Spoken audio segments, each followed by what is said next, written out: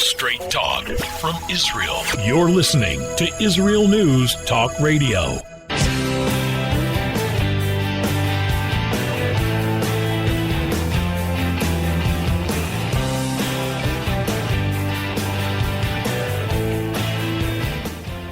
Welcome back to Israel Unplugged. This is Josh Wander from Yerushalayim, Ir HaKodesh. I am not here today with my co-host, Rabbi Moshe Lichtman from Beit Shemesh, because he is on a quick trip to the United States where he is currently speaking, and should be back hopefully next week. But unfortunately, he will not be joining us today, perhaps remotely, but not on co-hosting the show. And I want to remind you that this is a live show, so we want you to join us. We want you to comment. We want you to question. We want you to call in. And if you happen to be in North America, I would suggest that you call our number, which is 301-768-4841. And if you're fortunate enough to be in the land of Israel, you can also call in at 02-650-0151. Now, I always like to mention that we have some great websites for you to look at. One is Rabbi Lichtman's website, which is toratzion.com. And over there you can find a list of all of his books that he has written and translated. You can find about his lectures and all sorts of great stuff. I also would like everybody to go to our website, which is bringthemhome.co.il. You can also find it at itstimetoleave.com. And over there you will find a plethora of information on Aliyah. You will find our video series, which has dozens, maybe 100 by now, of rabbis, prominent rabbis and rebbitzins speaking about the importance of living in the land of Israel today. You also will have over there our blog section. You will have our shows, including this show and other shows. And this show is going to be interesting. We're going to have some interesting guests. We're going to have a tour organizer who's bringing a tour hopefully soon to Israel. We're also going to have a local Israeli tour guide speak to us. And we're going to speak about some controversial things as usual, current events. And we're also going to hopefully get in, if we have time, some Divrei Torah, some Torah about this week's Torah portion from Rabbi Nachman Kahana and perhaps even from our normal co-host, Rabbi Moshe Lichtman. So stay tuned with us and we'll be right back.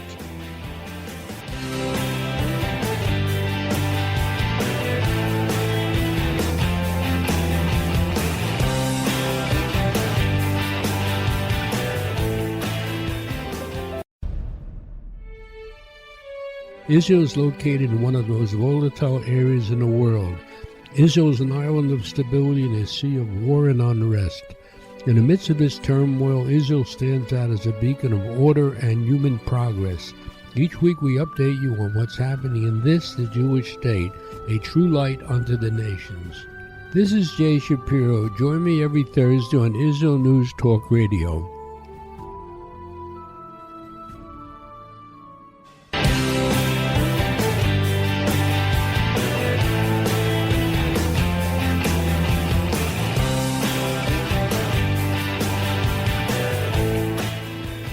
Welcome back to Israel Unplugged. This is Josh Wander, and as promised, you're going to have a wonderful show. We have a number of wonderful guests, including our current guest, which is Rabbi Bentzion Klatzko. Rabbi Bentzion Klatzko, I think, is probably most well known for Shabbat.com. Shabbat.com is his project, which I'm happy to speak about as well. He also organizes tours to Israel, which we're going to speak about. He is also a writer, composer, and singer, which we can talk about. He has so many hats. Rabbi Bentzion Klatzko, welcome to the show. Thank you. And you forgot my best hat, a fan of Josh Wander. Sure. Okay, whatever. So tell me, fan of Josh Wander, what are you up to in Monsey, New York? What are we up to? Well, the 3 weeks have begun, and I brought my kids around the table yesterday, and besides that, it was actually our anniversary yesterday. So we sit around, we did a little thing for myself and my wife, and then we went through exactly what the 3 weeks, the 3 weeks between when the walls of Jerusalem were breached in the 17th of Tammuz and Tisha B'Av, the 9th of Av, these two fast days.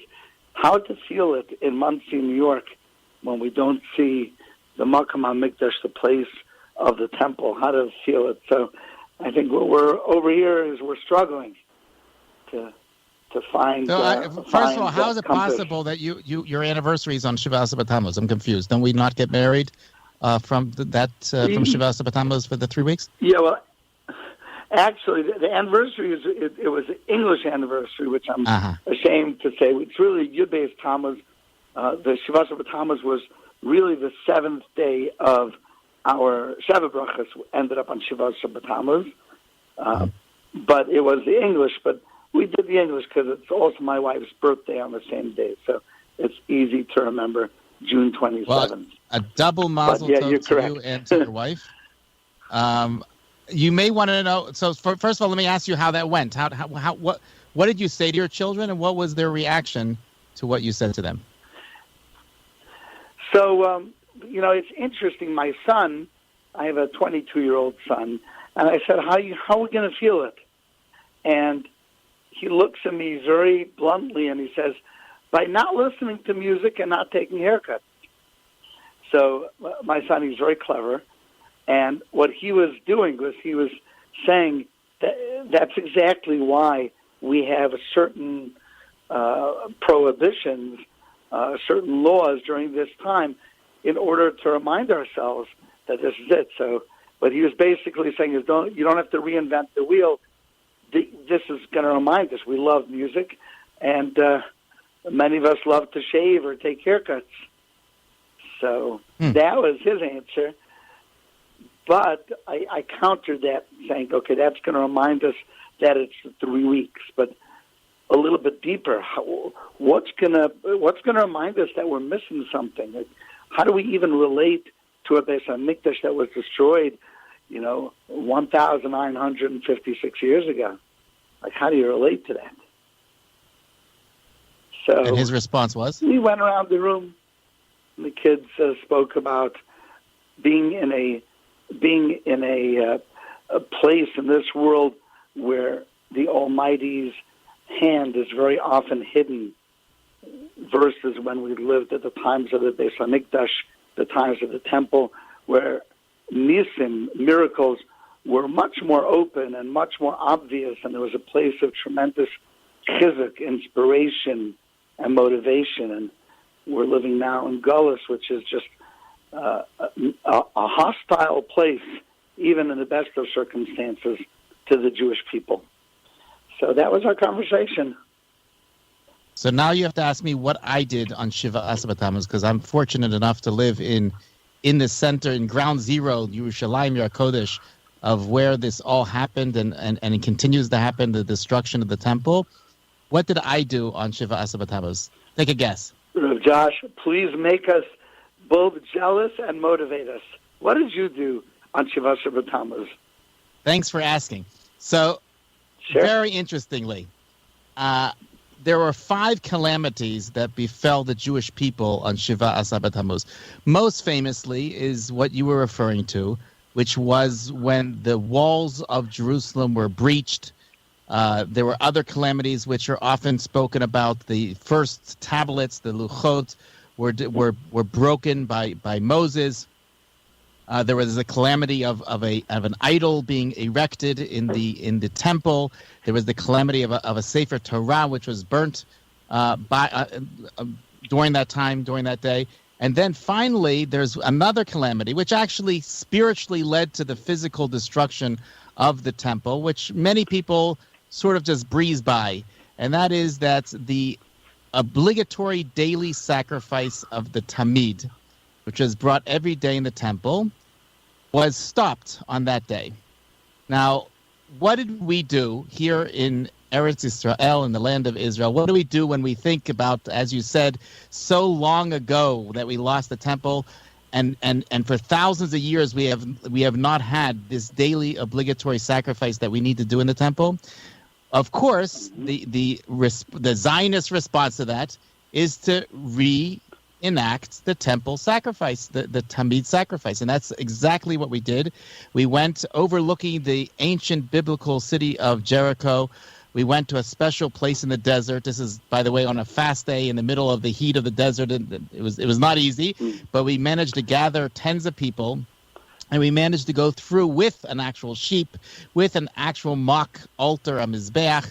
We went through the entire Tamid process of the Tamid sacrifice, so we could feel, and not only can we feel what we're lacking, but we can learn and we can move forward, because we're saying to a God, we're saying to Hashem, this is what we want. We want to bring back what we lost, and in order to do that, we need to relearn the practice. We need to start showing that we're interested, taking the first steps to make it happen, and that's what we did. It was an amazing experience. Wow. Okay. Did someone take a video of this so that us in Chutz La'aretz can at least witness from afar? Absolutely. You can see it on my Facebook page, Joshua Wander, and it's posted there. It's a YouTube clip. I'm not sure which YouTube channel I connected it to, so I'm gonna just look at the Facebook page, and you should be able to find it over there. It's entitled "The Reenactment of the Tamid Sacrifice." It is in Hebrew, so people that don't speak Hebrew may have trouble with it, but it's either way, it's fascinating. And I want to mention one other thing. If you look at the tens of people, I would say there was between 30 and 50 people at different times that came to this reenactment. They're not your typical, and a lot of people, when they think about Temple Mount activism, or you think about these right-wing fanatics, maybe this settler that lives on a hilltop somewhere with a big knitted kippah, that kind of type of person. Look at the people, if you go to the video, look at the people that came yesterday to this event. There were secular people. There were Hasidische Satmar Hasidim from Williamsburg. It was such a mix of that really reunited the Jewish people, and that is what the temple is meant to do. It's meant to reunite not only the Jewish people, but the entire world. And really, you saw that when you saw all these groups of people that really seemingly have nothing to do with each other at all, and they're getting together for this holy, holy thing. That's so fascinating. That I would even tell those listeners from, I would say, the more yeshiva bent, who may look at this with their eyes askew and their eyebrows raised, that I think perhaps the Chafetz Chaim would have been very pleased with this, because the Chafetz Chaim was very concerned what will happen when Mashiach comes, and it's so foreign to us, to Avodah, that we're not even going to know the first thing. So this is not a bummer that's being made. It's not a temporary. It's an enactment, and enactments are very helpful as practice, and it helps us visualize and helps us long. So this is a wonderful thing that you did. Well, it wasn't a bummer, but I have to correct you on one thing. It wasn't just a reenactment. The altar, the mizbeach that was used, was actually, most people think of the minimal size, the dimensions of it as being huge. The one that was in the Mishkan was a huge mizbeach, but most people are not familiar with the fact that you can have a minimal dimension mizbeach, which is only one square cubit, one amah by one amah, and it's 3 amot high. So it's a relatively small project. And why is this significant? Because we're trying to figure out, if we build a mizbeach, right? If we build one that's in the huge dimensions of the Mishkan, which we have a mock one that we use to practice on, then there's really no way of getting that from, let's say, Jericho or anywhere else in the country to the Temple Mount where it has to be. But here we have the ability to have a minimal size mizbeach, and we can actually take it and we can move it at little notice to the right place as soon as the government gives us permission, and we could start bringing the sacrifice again. And that was our goal. Was not just to reenact like you would see in Lahavdil. You would go to Gettysburg and see a reenactment of the Civil War, but this is a reenactment in order to learn how to restart the process. Wow. We're ending off with this. We have a hard break coming up.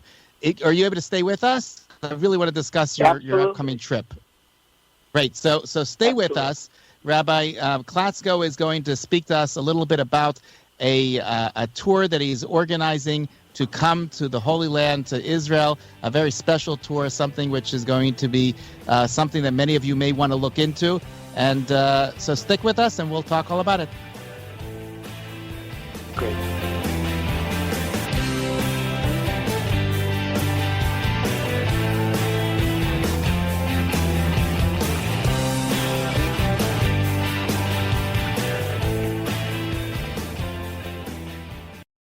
The Tamar Yona Show. Tamar? She's sassy. She's smart. She's funny. But she's also a real Jewish mother. Hi, everybody. I'm Tamar Yona. And yes, I can be all of those things. But at Israel News Talk Radio, I'm here to bring you the news stories and guests that you may not hear anywhere else. Join me live on air Sundays, Mondays, and Tuesdays for the most unique and bold talk radio in Israel. The Tamar Yona Show. Shalom, I'm Leah Aharoni. Join me on my show, News from the Torah. Each Sunday, we'll use the weekly Torah portion as a prism for understanding the news today. Listen to News from the Torah to gain clarity about the times we're living in and to understand your own spiritual path in the process. News from the Torah every Sunday on Israel News Talk Radio.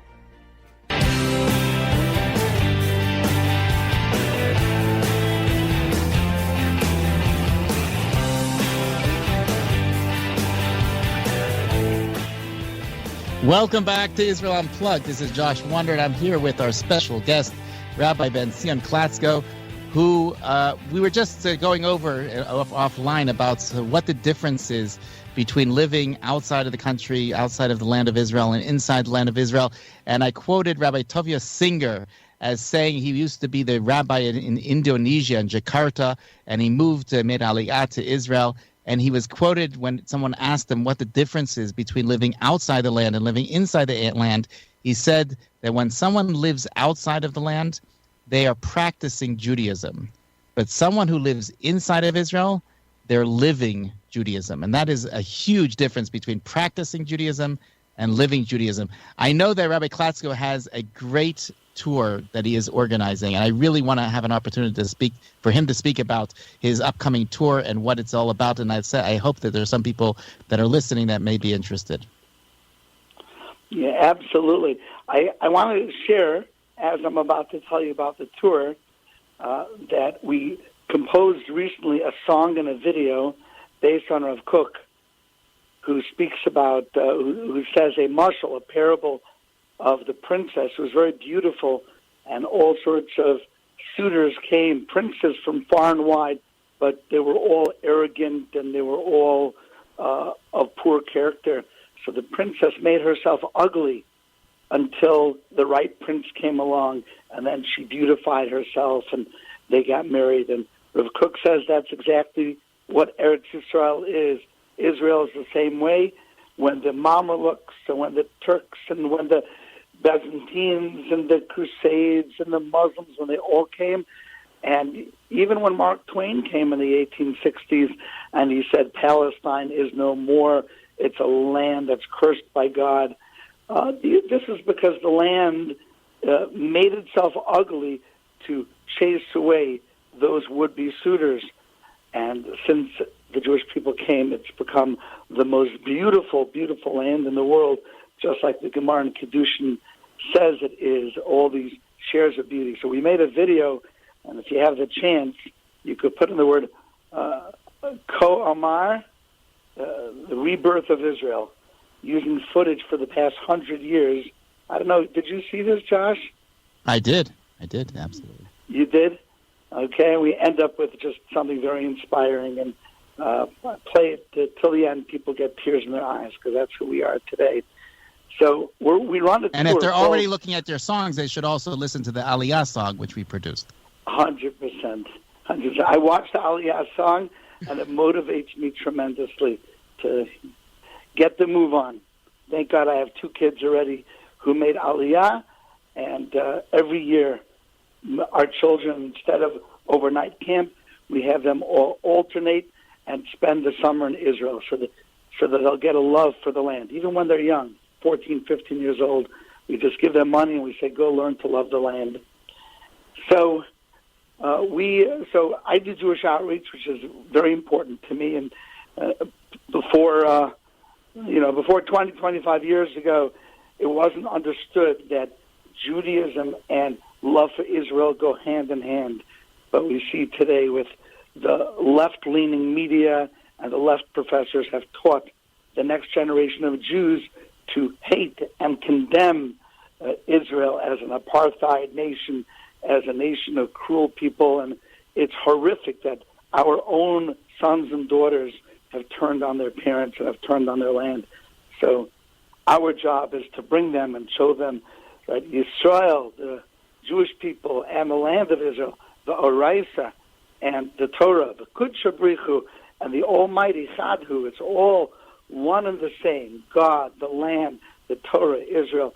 You cannot separate them. They cannot be divided. So we take a group of between 30 and 40 college students, most of them with minimum background, and we bring them for 15 days. It's akivatrip.com. Akiva, named after the great, holy, wonderful Rabbi Akiva, who is buried in Tiberia, and his wife Rachel, who is buried in the other Kever Rachel, also in Tiberia. And we build this amazing trip around the lives of Rabbi Akiva and his wife Rachel. And what makes the Akiva trip so special, among the things that make it special, is we are the only trip that I know of that comes from the United States that is based the entire time in the Old City. We stay by Kever David HaMelech, what's called the Diaspora Yeshiva, and even though there are many accommodations around the city that are better, the providers, the donors are willing to pay for hotels for these college students. And I always say I will not do the trip unless we could be within walking distance of the wall. And I tell the students, look, the accommodations are not hotel accommodations, but what better place on earth to wake up in the morning to say, Moda'ani, thank you, Almighty, for my soul, than to be able to walk down a 10-minute walk and to go put on tefillin or daven or say words of prayer and thanks at the heartbeat of the very universe. And that's what we do on the Akiva trip. We wake up every morning, have a very delicious Israeli breakfast, those crunchy cucumbers, this wonderful lebanon, all the delicious fruit and food from the land of Israel. And then we march on down like soldiers coming to meet their destiny. And we go and kiss that wall and hug and dance and make a l'chaim. And then we start our day. But that's how every day begins, with a reunion at the wall. So we take these students, we charge very little for them to come. If you want to know the price, you're going to laugh. It costs $300, including plane ticket, if you live in America, to come. And then there's tips and insurance.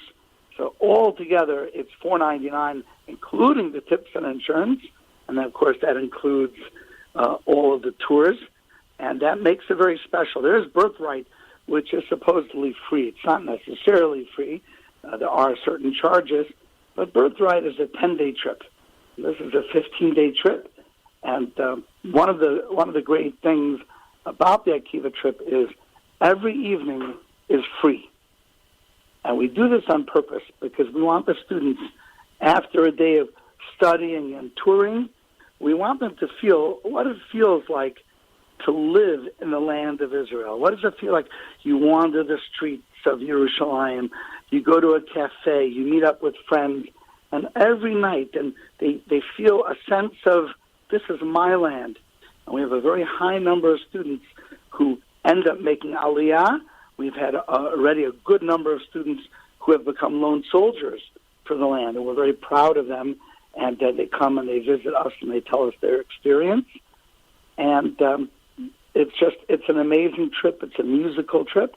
And if anyone wants to learn more about it, akivatrip.com, AKIVA trip.com. We're almost full, but for a great person, we're absolutely willing to take them. However, the scholarship, that $300 scholarship, you have to be 30 years old or younger in order to get that. If you're a little bit older, you could still contact me, but I just don't have the scholarship. But we could still take you on the trip, and hopefully we'll see Josh and get a tour from Josh, right? I hope so. Do you also have, just going through the prerequisites, do you have to be a student in university, or is it open to any Nope. person? Do you have to be Jewish? Do you have to? What other prerequisites are there for this tour? Great question. So you do not have to be a student in university. You could be a grad student, but you could be in the workforce.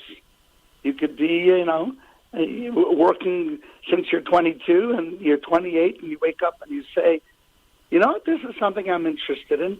I just spoke to a young lady, and she's achieved a lot at a young age. She's the financial advisor for Apple and Tesla, and she is now getting into her Judaism. So we have begun dialogue, like very high-level group of students. We're very excited to take them. Do you have to be Jewish? So the answer is, in order to get the scholarship, the answer is yes, because that's the donor's requirement. But if somebody was not Jewish but was there to learn more and wanted to grow more, we would take them as well. And if somebody is interested in converting, how much more so? Let them come, and we'll introduce them to Tovia Singer, and you'll meet some fantastic people. And there's no question. What about restrictions like Birthright has on people that have already been here on other programs? Are there any restrictions like that? Yeah, so if you've been on Birthright already, you're still able to come on our trip. It's not a contradiction. You could still come on our trip. There are certain trips that if you've been on them, then you couldn't get on our stage 1 Akiva. But for people like that, we've created a stage 2 and even a stage 3. So all you need to do is go to akivatrip.com, fill out the application, and our office will get back to you and tell you what you're eligible for, and we'll try to slot you in, because we do want everyone going to Israel. Absolutely amazing. I'm really excited to meet your group when they come. Hopefully there won't be any logistical issues with COVID and with other things getting bureaucracy coming here. Hopefully it'll all work out smoothly.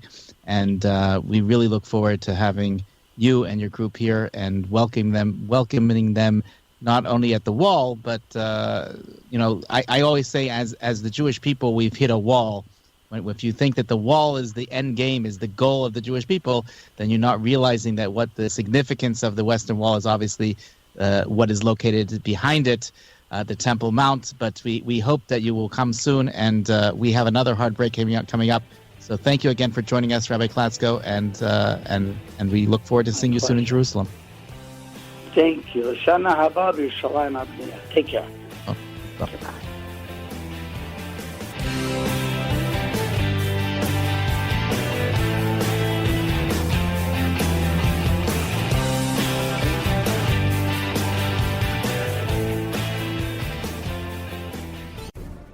In a time where feelings have become fact, where rational thought and common sense has disappeared, one man stands above it all.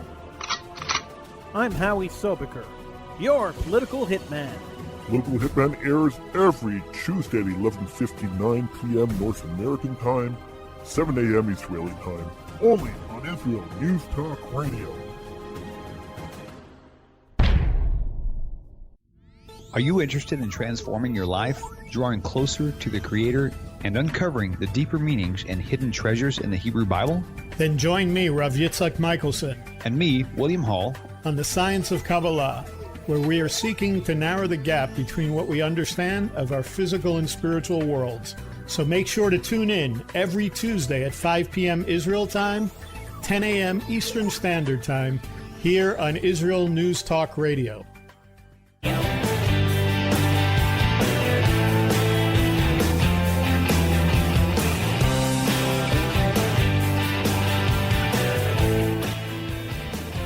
Welcome back to Israel Unplugged. This is Josh Wonder, and I'm with another special guest, His name is Meir Eisenman from IsraelByMeir.com. IsraelByMeir.com is his website, and that's where you will find what he does, which is a tour guide here in Israel. He wasn't born here in Israel, although he has a rich history here of his family. His father is a prominent rabbi in Passaic, New Jersey, and he came on Aliyah, and he is a guide here, a wonderful tour guide, and we would like to speak to him a little bit of what it is to be and what it's like to be a tour guide in the Holy Land of Eretz Israel. Meir. Josh, how are you? Great to be here. Baruch Hashem. Tell us about guiding. We heard from the organizer of a tour. Let's hear from a tour guide what it's like to guide in Israel. I can just say it's one of the greatest things. You catch me now, actually. I'm resting in a little, forest here, just outside of Jerusalem. I'm hiking this region, just to give you an idea, background on what I'm doing right now. Hiking this region, just trying to understand a few verses in the book of Joshua, trying to understand the border between the tribe of Benjamin to the north of me and the tribe of Judah, which would be to the south of me. There's nothing like it. We get to hike the country, get to visit the country, get to see the country, experience the country, and get along with people. I mean, it's amazing to meet people from all over the world, primarily Jews, but not just Jews, and inspire them and connect them and really give them a deeper connection and love for the land of Israel.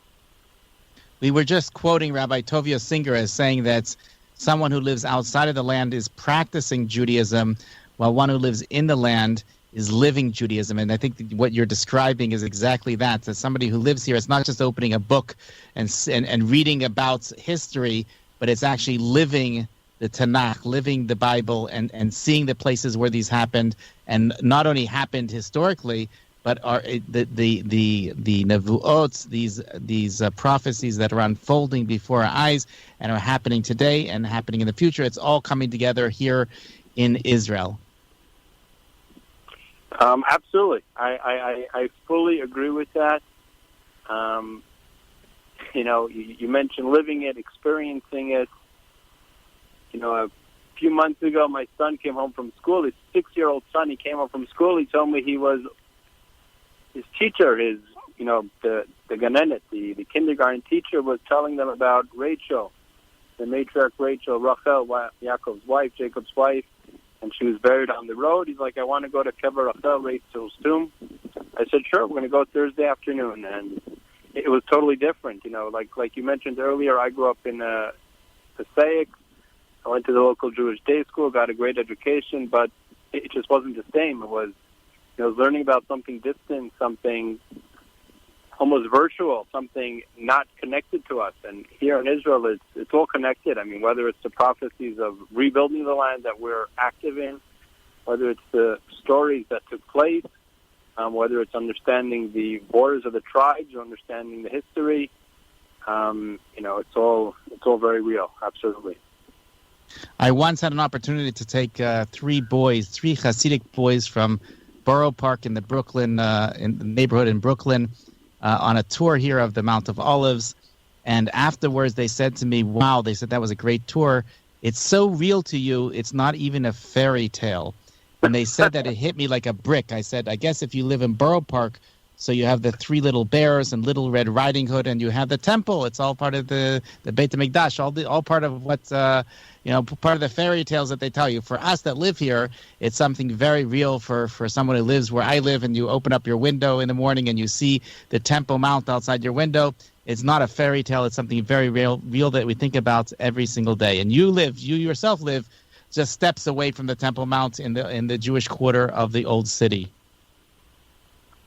Yeah, no, I couldn't agree. And to go tour guiding, I mean, there's nothing more rewarding than, taking someone around. Now with the COVID, I have a little more time on my hands, which is also great to explore on my own. About 3 summers ago, and August was always the hike. I was always, thank God, booked solid. And maybe the second week of August, a relative of mine calls me and he tells me, listen, I just landed in Israel.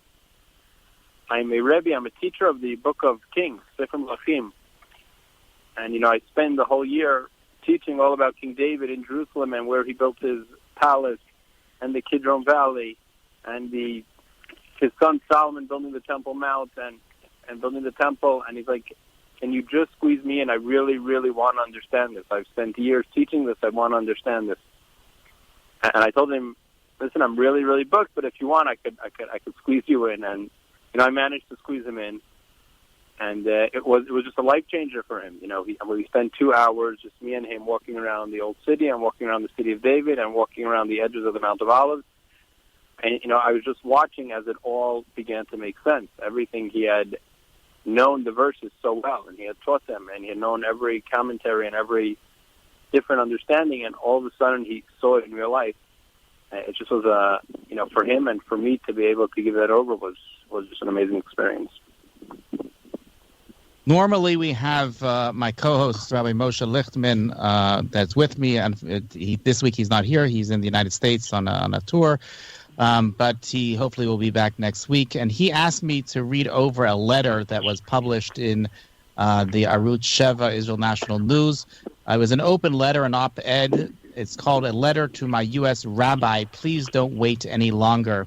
And it's about a Jew by the name of Yoav Shlomo ben Avraham, who made Aliyah from, I believe, Boston.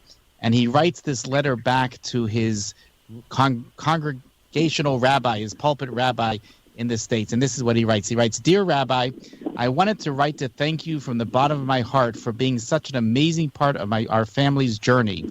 Sarah and I moved to the Boston area years ago, hardly knowing anyone, and you made us feel welcomed in such a special way. We are grateful to Hashem for the davening we did together, for your shiurim, and for all of the ways you helped our family in times of need. We are quickly approaching our 2-year Aliyah anniversary, and I am constantly humbled by the fact that we have the honor of living here due in large part to the support and encouragement from leaders like you. We arrived in Israel with only a few $100s in the bank and what we were able to fit in our suitcases. Yet it was with the emunah we have in Hashem, which was strengthened by our time in the Jewish community with you, that gave us the ability to keep working hard and thrive here in the face of challenges. In just 2 years, we have seen our family grow ever deeper in our relationship with Hashem, His Torah, His land, and with each other. As we keep moving forward, we often think about the communities we came from, and it has been extremely hard to see the news from America. Seeing our fellow Jews in the diaspora attacked in such cruel ways is sickening. I have been reflecting on our former lives outside of Israel a lot, and have been hit with the weight of the absolute love that Hashem has for Eretz Yisrael. How the sin of the golden calf was forgiven, but the refusal to enter the land, our eternal home, was not forgiven. I look at the Jews around me, studying Torah and working their professions, then think, what a tikkun, what a kiddush Hashem for us, that we have the merit to live in a time when a Jew can live in Eretz Yisrael and undo that terrible sin of the spies. To be able to follow the example of Kalev and Yeshua, to not only speak up for the land, this gift from Hashem, but to go in and do mitzvot that can only be done here. To work hard to build up the beautiful land that Moshe Rabbeinu himself longed to live in, but was not able to. So with a sincere, loving heart, and with great humility, I want to personally ask you and your community, of which we are very grateful to have been a part of, to join us in Aliyah. Of course, I know from personal experience that this is no small thing to say, yet I believe to the depths of my soul, as I've watched events unfold these last 2 years, that the time of the punishment of exile is over, and Hashem has indeed provided us the wings of eagles, El Al planes, to bring us with upright pride to our land. I say this with urgency because I spent several years volunteering at the Boston Holocaust and Human Rights Center, getting to know a survivor named Sonia Weitz, Zichronah Livracha, who wrote the memoir I promised I would tell. I learned so much about the history of the Shoah, while I worked there, and I see what is happening in America, the UK, etc. It is all too similar to the environment of Europe at this time. I see hashtags such as Hitler was right trending online, blame the Jews spray painted on the walls, then physical attacks on my brothers and sisters in broad daylight, and every fiber of my being cries out, it's time to come home. This is now an issue of pikuach nefesh. The accusations of dual loyalty will never stop, and I see the obvious answer. If all of the Jews come home to Eretz Yisrael, it's not an issue anymore, and no longer will we need to rely on outside police forces that try to protect us. From the riots last year, we see that the police are not always able to stop the violence. But instead, here in Israel, we can walk tall and pride, knowing that we are living as free Jews defending each other. Continuing on this positive note, again, I think of the amazing tikkun that I would be to see an entire congregation led by their rabbis making aliyah and helping each other reach levels of success beyond expectations here in the Holy Land. I'm not going to continue. I don't have so much time. We're coming to the end of the show, but I just want you to encourage your rabbis that you should come, your congregation should come, and Rabbi and Meir Eisenman, I want to thank you for being on the show. I'm sorry we didn't have more time with you. Thank you. I'll have you another time. Thank you so much, and we'll be back with you next week.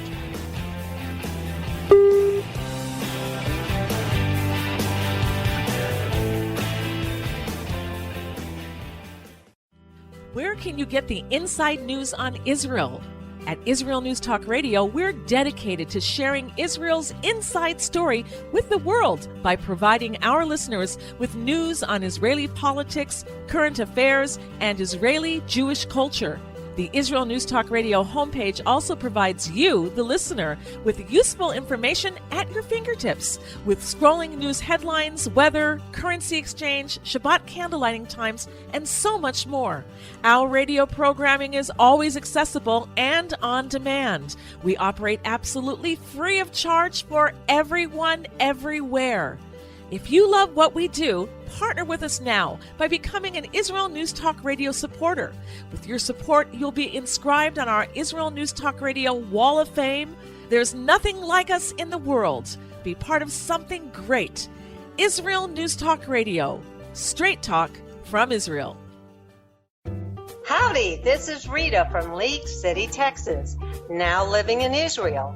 And though my heart may have belonged to Texas, it now belongs to Israel and all the fantastic show hosts at Israel News Talk Radio. Hi, this is Michael Solomon from Kiryat Arba, Israel. And why do I love listening to Israel News Talk Radio? Because I love listening to the interesting interviews they do and their news reporting that most other media sources don't cover. Hey, this is Nicoleko from Malmö, Sweden. It gets pretty cold here in Sweden, so I love cuddling up with a warm cup of tea while I listen to Israel News Talk Radio. Hey everybody, this is Frank Morris from Tennessee. Me and my dog Buster really love listening to Israel News Talk Radio. You're listening to Israel News Talk Radio.